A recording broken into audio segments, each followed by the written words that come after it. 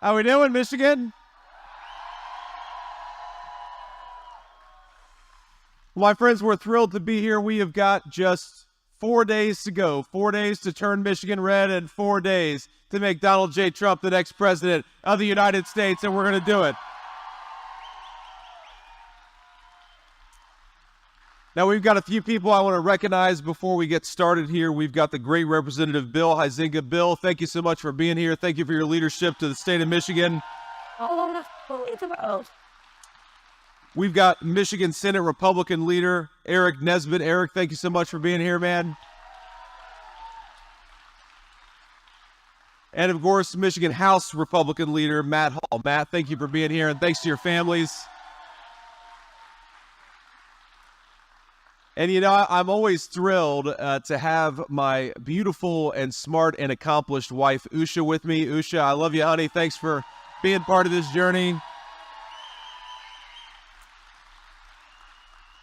But I may be especially grateful to have her today because I don't know if you saw that Kamala Harris surrogate, Mark Cuban, said that he said that the Trump campaign doesn't surround itself with smart and accomplished women. And I thought to myself, well, Mark, my wife is way out of your league. So is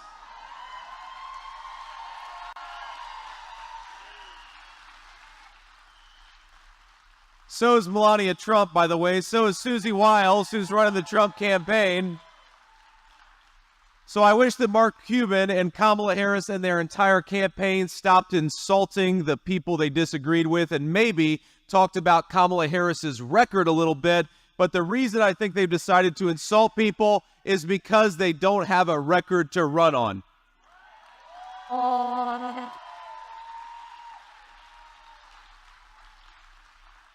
And that's maybe where we should start. Look, Kamala Harris, you don't have to guess at what she's going to do. You don't have to listen to her slogans. You don't have to listen to her dishonest rhetoric.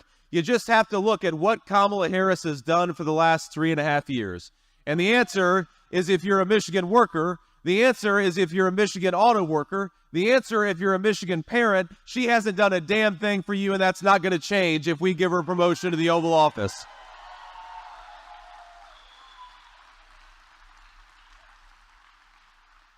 Now, that's one of the reasons why I've got to be honest with you. I feel pretty bad for Governor Tim Walz, my Democratic colleague, who's got to go around the country when he's not hiding in the basement like his running mate. He's got to go around the country and pretend that somehow Kamala Harris is going to fix the very problems that she has been creating over the last 3.5 years. And again, you don't have to guess at what Kamala Harris is going to do. She's been in power for almost 4 years, and what has she done? She cast... Not good. It's not good. She cast the tie-breaking vote on trillions of dollars of new spending. That's one of the reasons why Michigan families can't afford groceries.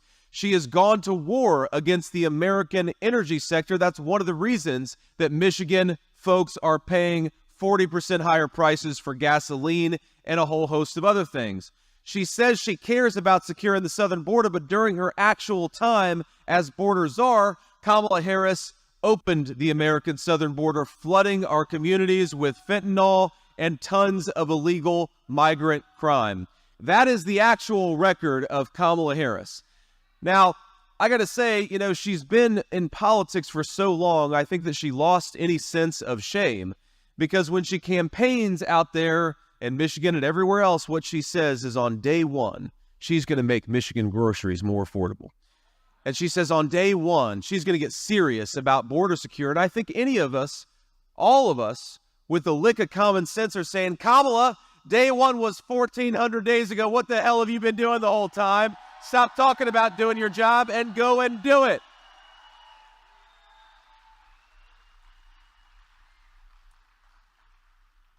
Now, Tim Walz, though, he's got to go around and pretend that Kamala Harris can be the president of the United States. That's pretty tough work, you know? There are a lot of tough jobs out there, but I think the toughest job of all maybe is going around the country and pretending that Kamala Harris is actually fit to be the president of the United States. I don't think anybody buys it, and that's why Tim Walz has got the toughest job. Now, compare that to me, I've got a very easy job, because all I got to do is go out and remind the American people that when Donald Trump said what he was going to do, he actually kept his promises. And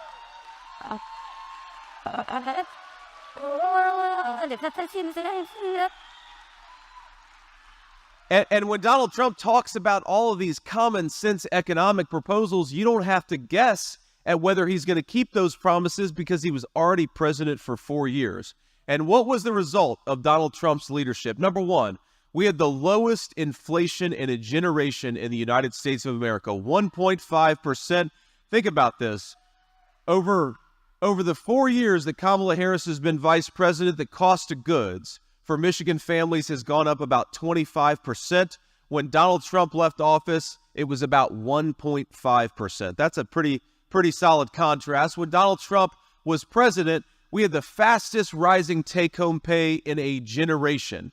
And perhaps most importantly, when Donald Trump was president, our law enforcement was supported and our border was secure. That is the Trump record.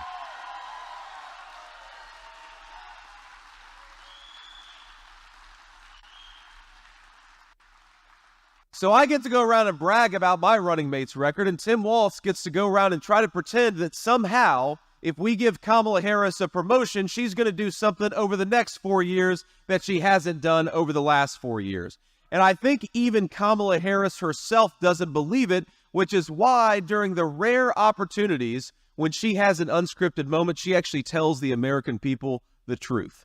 That's what a gaffe is, my friends. The definition of a gaffe is when Kamala Harris accidentally tells the American people what she actually believes. And that's what she does during some of these unscripted softball interviews. And, you know, the thing about a softball interview is that you've got to be able to hit a softball. And I don't know that our illustrious vice president could actually hit a T-ball based on what she does during some of these interviews. And, you know, you're never...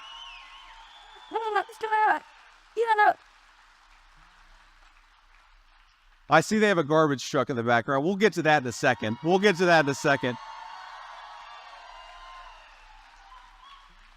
But, you know, Kamala Harris, she does these softball interviews, and, you know, you'll never never once hear me complain about this incredible opportunity to run to be your next vice president of the United States. It's the great professional honor of my life, with one exception. I'd sometimes, as an act of public service and sacrifice, I will do things like watch Kamala Harris on The View so that you don't have to. And then I come here and I'll report it to you. Look, I've chosen a life of service, my friend. Sometimes it's easy, sometimes it's hard. But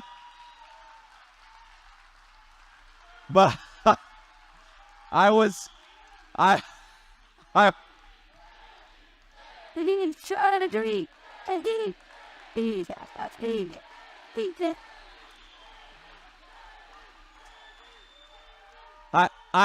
watching, thank you, I appreciate that, but I was watching Kamala on The View a couple of weeks ago, and, you know, remember the entire theme of her campaign is she's going to do nothing that Joe Biden did, that she doesn't bear any of the responsibility, even though that she's the sitting vice president, that she didn't cast the deciding vote on trillions of dollars in new spending, even though we know she did.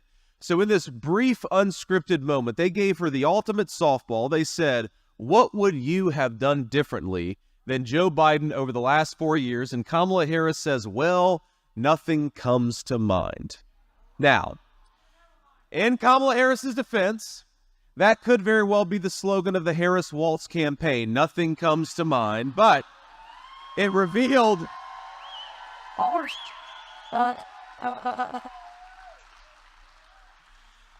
It revealed the truth of the matter that to vote for Kamala Harris is to vote for more of the same. A vote for Kamala Harris is a vote for more of the same wide open southern border. It's a vote for more of the same fentanyl flooding into our communities. It's a vote for more of the same violent crime that we've seen on the rise during Kamala Harris's leadership. It's a vote for more of the same increase in the cost of groceries and the cost of housing. It is a vote for more of the same incompetent and failed leadership. And I think the state of Michigan, we're going to vote for a change. We're going to vote for common sense. We're going to vote for Donald J. Trump to get back in the White House.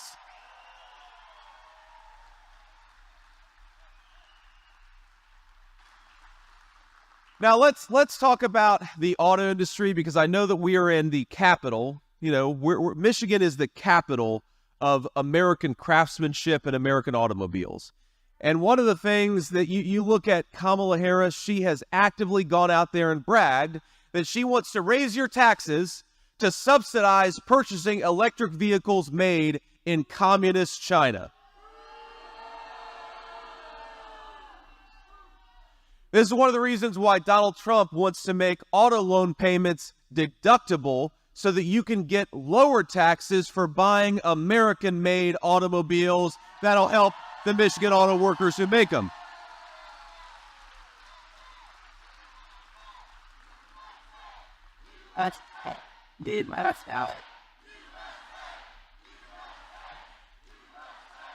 Now think about it. This is common sense economics. We want to reward people who are creating jobs and working at those jobs right here in the state of Michigan, right here in the United States of America. We don't want to reward foreign corporations and foreign companies for stealing American jobs. And that's why we got to get back to the leadership of Donald J. Trump, because Kamala Harris, she's going out there bragging. She's telling you she's going to raise your taxes and use that money to subsidize people buying products made in China. I think we ought to cut your taxes and reward the American companies that are creating jobs right here in our own country.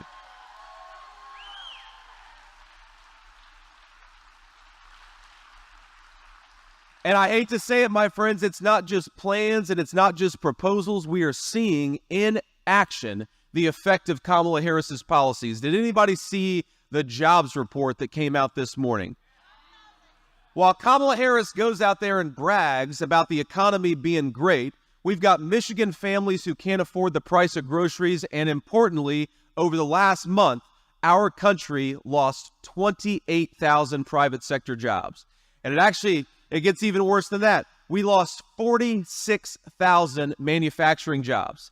This is what happens when you double down on the failed policies, not just of the last 4 years, but the failed policies of the last 40 years. You get less Americans working and more Americans on welfare. You get less self-reliance and more dependence on the government. You get 46,000 manufacturing jobs destroyed and sent overseas. We have got to get back to creating American jobs and American prosperity right here in the state of Michigan.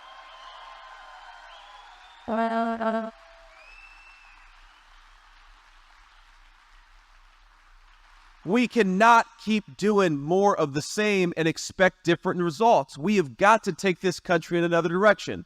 You know, I grew up in a working class family. I was raised in a steel town where over my lifetime, the steel mill that employed my grandfather, I called him Papaw. Papaw Steel Mill went from 10,000 high quality union middle class jobs to now, and it's one of the lucky ones, employs maybe 1,800 people. That is what happens when you have the failed leadership. Again, not just in the last 4 years, but the last 40 years. There was one exception, one period where we had rising take-home pay, one period where we started to reinvest in the American worker and in American industry, and that was the 4 years when Donald J. Trump was president. But we got to get back to it. 4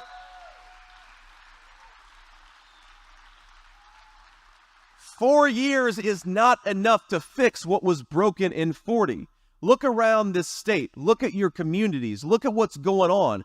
These people are asking us to trade good manufacturing jobs for jobs that don't even support a middle-class family. They're asking us to trade safety in our own communities for fentanyl being flooded in by the Mexican drug cartels. I'd like to have a president that wants to create good American jobs for Michigan workers. Kamala Harris is creating jobs for the Mexican drug cartels, and we've got to go in a different direction. It's very simple.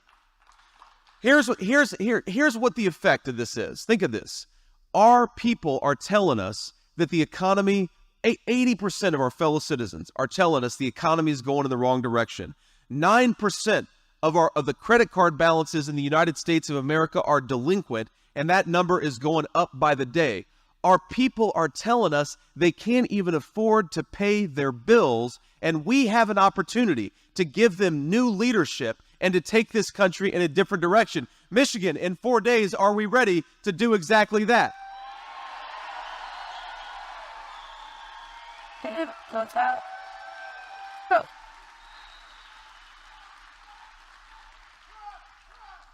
Wait, you know,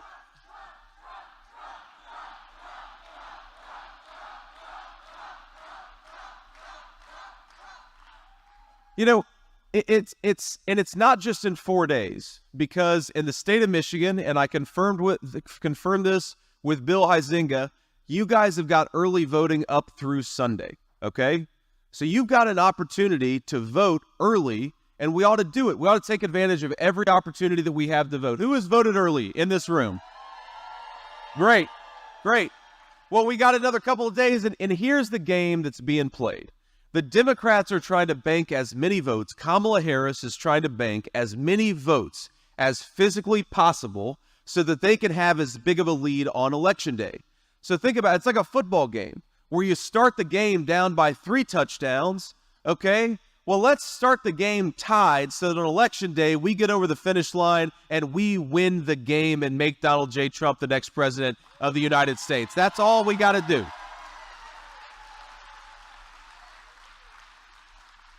So get out there and bank as many votes. Get out there and cast your vote early. Look, I don't like election season. I like Election Day, but it is what it is.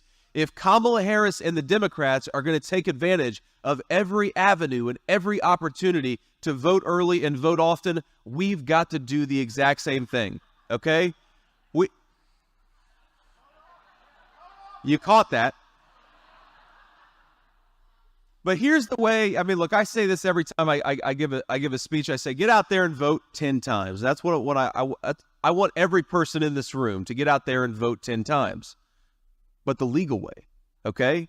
Here's how you vote the legal way. You take yourself to the polls. You get 9 of your friends and family to go along with you. So that's what we've got to do. So whether you're voting on Election Day or whether you're taking advantage of that early vote period through Sunday, we're going to win this race, but only if we get out there and make our voices heard. So let's go do it.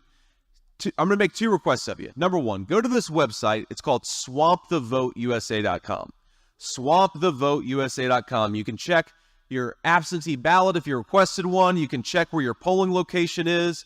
We're getting late in the game, but you can check your registration. Just get out there and make sure that you do everything that you need to do. And swampthevoteusa.com is where to start that journey.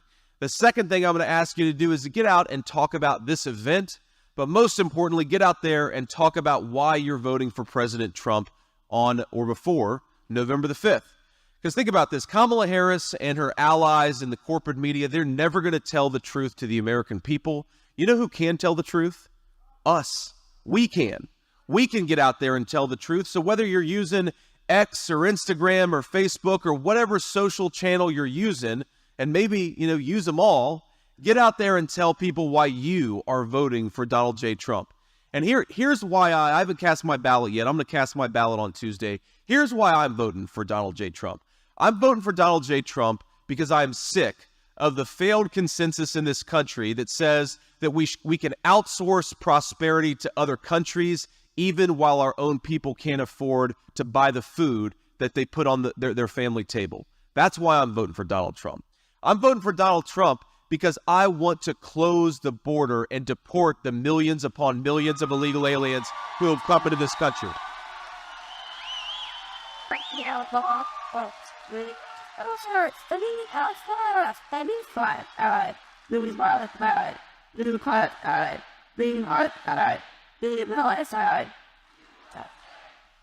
I'm voting for Donald Trump because I want my kids, we've got a 7-year-old, a 4-year-old, and a 2-year-old. I want them to grow up in a safe country.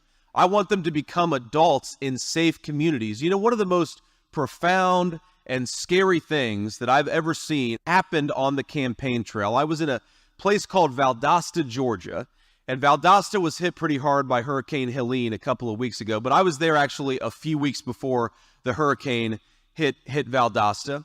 And I was taken by the local sheriffs, the local law enforcement, into what they call the interdiction room. And you go into this room and there's, bags of marijuana, there's bags of pills, there's a bunch of illegal guns, because the media doesn't talk about this, but one of the main businesses of the Mexican drug cartels is to bring illegal guns into our country. And for all the Second Amendment people out there, we really have a very stark choice here. Kamala Harris wants to facilitate the drug cartels running illegal guns, but wants to confiscate legal citizens from exercising their Second Amendment rights. Donald Trump wants to empower you to exercise your Second Amendment rights, and he wants to go after the illegal gun running of the Mexican drug cartels. I think that's common sense.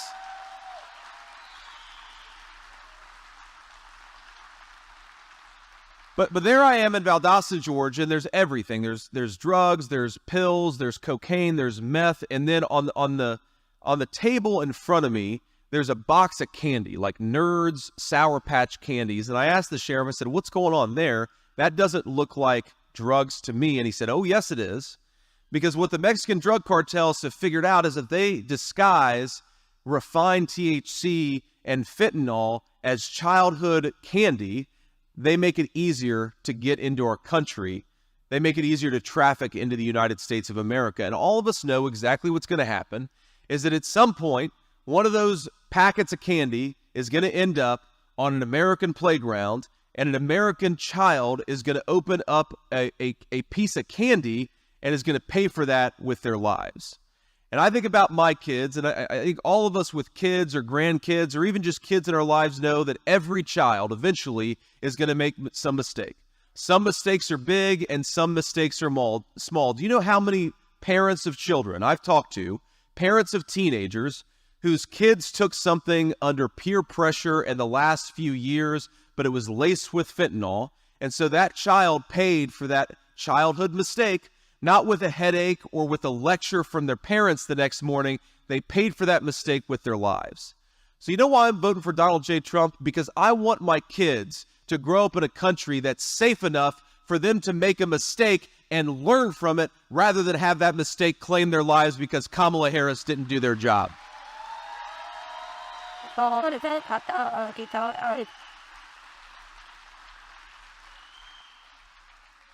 I'm voting for Donald Trump because while the media attacks him relentlessly, we all saw just a few weeks ago that he was a man who showed true courage under fire.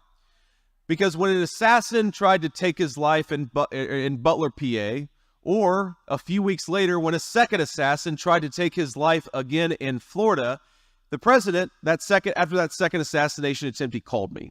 And he said, "JD, they tried to do it again." I said, "Well, what did they try to do, sir?" He said, "Well, they just caught a gunman. He was going to try to shoot me." And, I asked him, "How are you doing, sir?" And he said, "I'm doing okay." I said, "But, not just physically, like, how are you actually doing? This is a pretty traumatic thing to happen. It just happened a second time in 2 months." And he said, "Well, I'm kind of pissed off because I was about to make a birdie on the 6th hole and the Secret Service wouldn't let me finish." And, I chuckled, but I thought that's the type of person you want in the Oval Office at a time of world crisis. You want the person who laughs it off, who can joke about tragedy. You want a person who can show defiance at a traumatic moment and not run away from the friendly American media, which is what Kamala Harris does. That's one reason why I'm voting for Donald Trump. And another reason I'm voting for Donald J. Trump for president? I'm voting for President Trump because he respects his fellow Americans enough to try to persuade them rather than try to censor them. And that is maybe the biggest and most profound difference between Kamala Harris and Donald Trump. You hear all of these Democratic Party stooges, these mouthpieces on cable news say that Donald Trump is a threat to democracy. You know what I think is a real threat to democracy? That Kamala Harris wants to censor people who engage in speech that she disagrees with. The real threat to democracy is the attack on the First Amendment coming from Kamala Harris. And Donald J. Trump and I are going to fight for your right to speak your mind, even if we disagree with you, because that's what the Constitution says.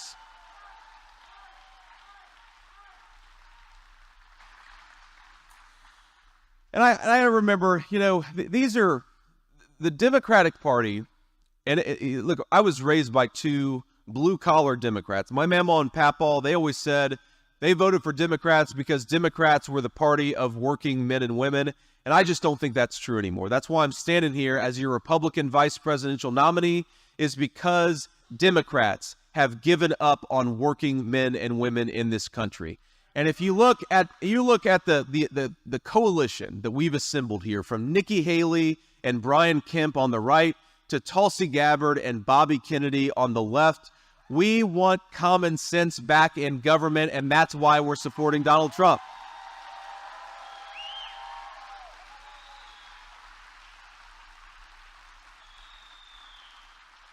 But I'm really troubled. I'm really troubled by what I've seen coming from the Democrats over the last couple of weeks and really over the last couple of years. Remember, 2016, when Hillary Clinton, she didn't just attack Donald J. Trump.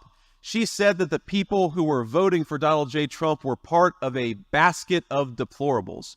She called you deplorable simply because you felt differently from her about questions of politics in this country.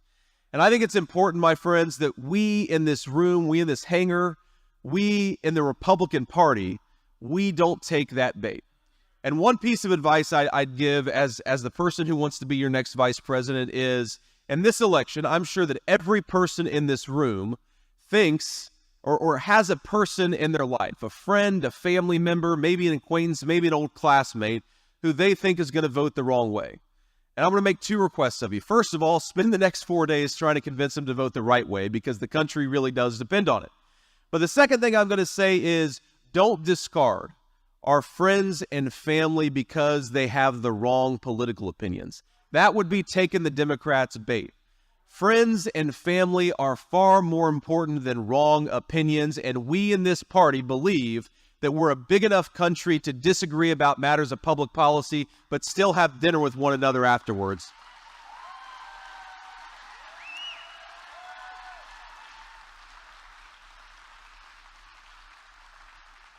I imagine, like you, I've lost way too many friends and family over the past few years over politics, and one thing that I'm proud of is that I've never said to anybody that I love, you're not my friend or you're not my family member because you're voting for Kamala Harris. I've had a few people who've come at me and say, I don't want to be your friend anymore because you're running alongside Donald J. Trump. Whatever direction it comes from, it's stupid.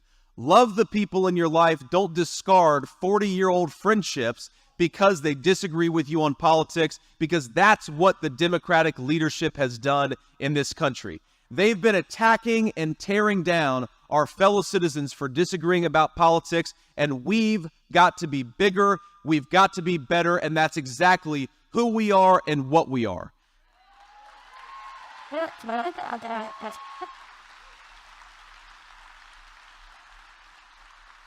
Because think about this campaign. Kamala Harris, she can't tell you that she's lowered your grocery prices because thanks to her policies, your grocery prices are higher. She can't tell you that she's closed down the southern border because thanks to her policies, the southern border is wide open. She cannot tell you that her policies have lowered housing prices because thanks to what Kamala Harris has done, the American dream of homeownership is more unaffordable today than it ever has been in the history of this country. What she can do instead is that she can attack her fellow citizens, and that's exactly what she's doing. She's trying to distract from her own failures as a leader by attacking the people who dare to criticize her and vote for Donald J. Trump for president. And I've never in my life seen a person who wants to be the president of the whole United States of America who seems to greet her fellow citizens with such disdain and such hatred. And that's what we're seeing coming. We have a garbage truck behind us. Why do we have that? Remember,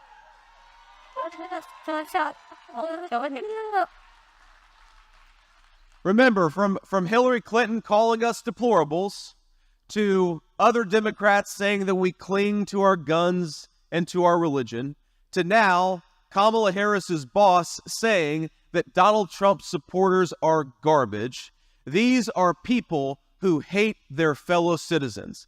And I think if this movement of ours is animated by anything, it's that we love our fellow citizens. We want them to have prosperity again, and that's why we're going to make Donald J. Trump the next president of the United States.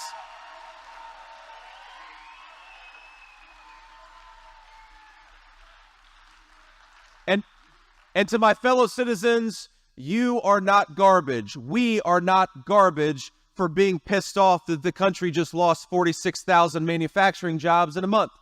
We are not bad people for thinking that Kamala Harris ought to do her job and close down the damn border. We are not bad people for wanting our fellow citizens to be able to afford the price of groceries. We love this country. We're fighting for this country, and we are going to deliver prosperity back to the United States of America in 4 days when Donald J. Trump comes back to the White House.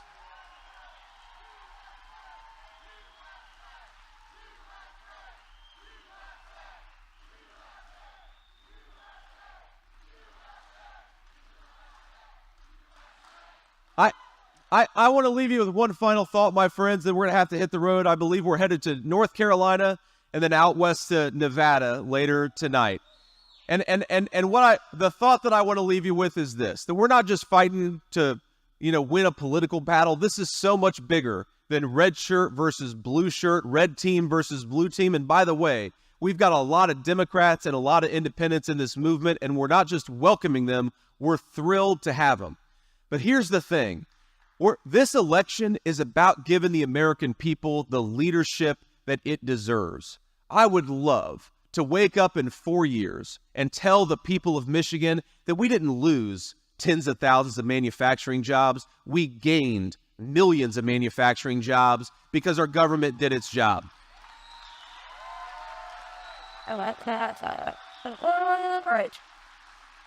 So all the people who have lost a loved one from a fentanyl overdose brought in through Kamala Harris's open border, I would love to be able to stand here 4 years from now and say, we helped save the lives of our fellow citizens because we closed down that border and went to war against the Mexican drug cartels.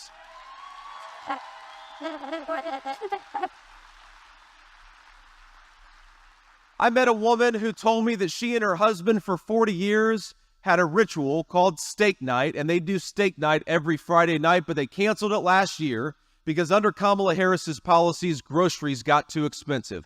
I would love it if I could meet that woman in a few years and say, thanks to the policies of Donald J. Trump, you're having steak night again because we've got prosperity and plenty again in the United States of America.